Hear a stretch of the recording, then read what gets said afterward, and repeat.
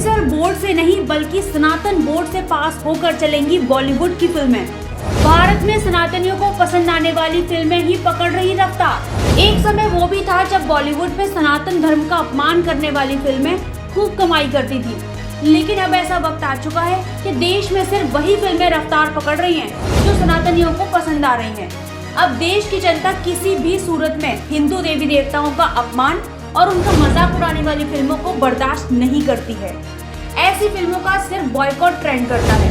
सिर्फ फिल्में ही नहीं, अब तो उन अभिनेताओं और अभिनेत्रियों की भी धज्जियां उड़ाई जाने लगी हैं जिन्होंने कभी हिंदुत्व विरोधी बयान दिए थे या किसी देश विरोधी गतिविधि का हिस्सा बने थे।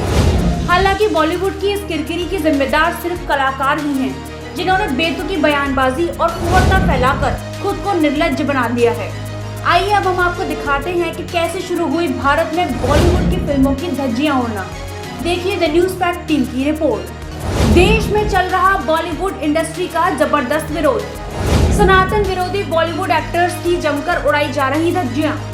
फ्लॉप हो रही बॉलीवुड की एक के बाद एक फिल्में। बॉलीवुड की फिल्मों का बॉयकॉट करना सोशल मीडिया पर बना प्रचलन।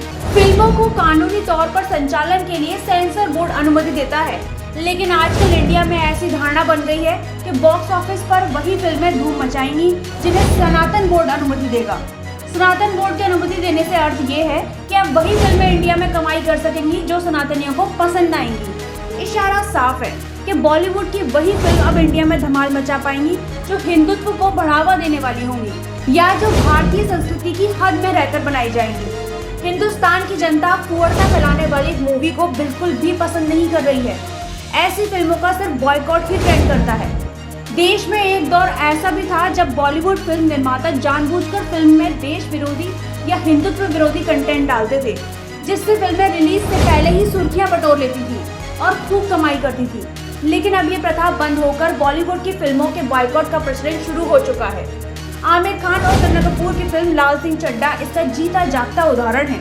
वहीं दूसरी ओर साउथ की फिल्में देशवासियों की पसंद बनती जा रही हैं, जिसका सबसे बड़ा कारण उन फिल्मों में हिंदुत्व और भारतीय संस्कृति को बढ़ावा देना है।